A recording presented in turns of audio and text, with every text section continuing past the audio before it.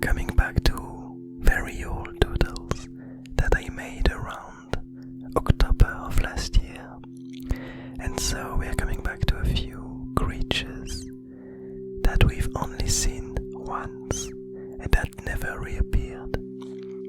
And so for this peculiar one, the first pathway that kind of influenced the choice for this peculiar doodle and the choices I made was the opaque purple, which states that one's inner mechanisms are unreachable by others.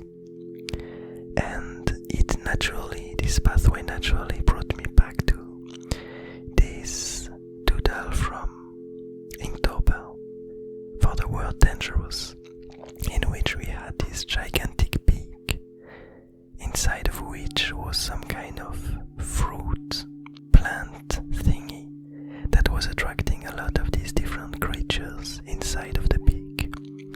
And all around it were some kind of flamey material that was looking forward to engulf all of these tiny creatures. And since we've never came back to it, I thought that it would be quite interesting to discover the rest of the creature, since at that point we only saw its beak, and so all of its inner mechanisms were totally invisible to us, as well as to these poor tiny creatures that ended up being attracted by its trap. And so I guess we are going to discuss the doodle right after I talk about the second pathway that I used, which was the Almighty, which states that entities look up to other entities. And so here it gave me the second piece of this new doodle. So I knew that I wanted to show the rest of the body of this ginormous creature, but I also wanted to show kind of a tiny version of himself, some kind of baby of his, that it would teach how to attract and how to trap these tiny creatures that for it is only really nice food to gather. And so first of all, before we continue, I'd like to say that like a few doodles, this one didn't end up as I expected it. Basically, I knew roughly what I wanted to do with it, what kind of body this creature should have. The only unknown that was left when I started the doodle was the head of this creature. I didn't know exactly what I wanted it to show, what I wanted it to look like, and how I wanted it to feel. And so I decided, like often, to just begin the doodle and to let kind of my pen randomly start to draw a few shapes and see where it led me. But unfortunately, with this peculiar one, I'm really not happy with the result and with how this creature's head looks like in the end. I feel like I'm okay with its kind of plant-like body that slowly leads all the tiny creatures from chambers to chambers into ever more flamey material that would slowly dissolve them and gather all of the components of these tiny treats that they're gathering. But as far as the head goes, I'm really not the biggest fan of it. But anyway, let's continue. I'm still happy with the overall look from afar. But yeah, the design of these creatures, if they come back in the future, we might see them from another angle and they might be slightly different.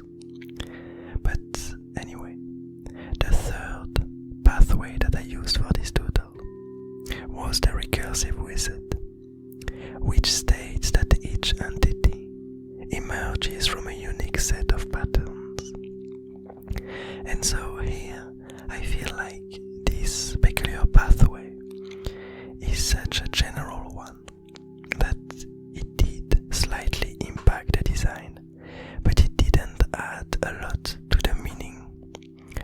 creatures.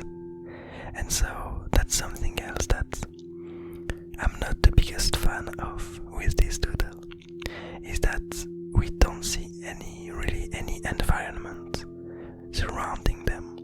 We don't necessarily have a sense of their scale. We know that they're way bigger than these tiny creatures, but we don't know what size really are these tiny creatures. We don't have really any plant around, any rock, any other well-known creatures that inhabit the Abyss Garden with which we could compare them. And so I feel like there's really quite a few elements that are missing or that are kind of misconstrued, that have been kind of misconstrued as I drew this peculiar doodle. And so I feel like, yeah, there's at least one every 2 weeks, one doodle every 2 weeks that I'm really not the biggest fan of. And I kind of realized it early enough in the doodle.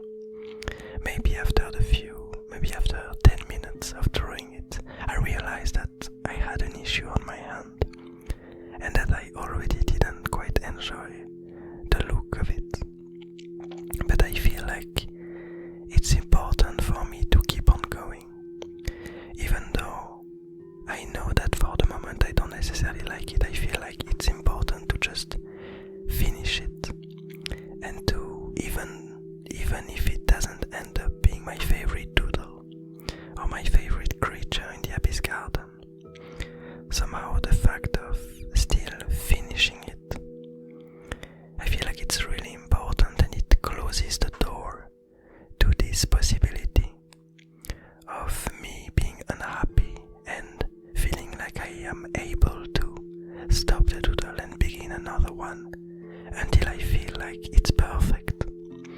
Because I feel like I used to, a very long time ago, feel like I couldn't finish a doodle, a drawing, until it was exactly as I pictured it in my head. And obviously it never happened. I would simply end up starting to doodle for 5 minutes, then stop it, start another one for 5 minutes, and I would just do that again and again and again, and nothing would end up being finished. And so you would have basically the fact of finishing a doodle.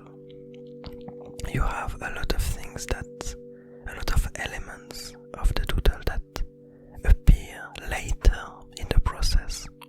At the beginning it's mainly the overall composition and a few elements, but the more you go into it and the more you have these different elements that slowly appear and that you can kind of learn and that you can evolve, that you can make evolve over time, that you can train.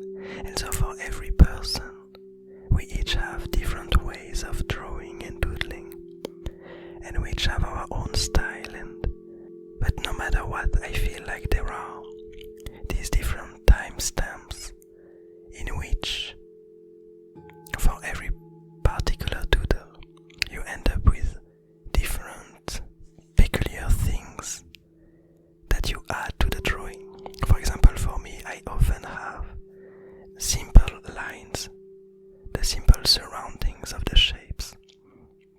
Then I start adding tiny details, then the textures of the elements, then the more feeling places of the elements, and then a few feelings here and there, some background things that would look better in the overall composition.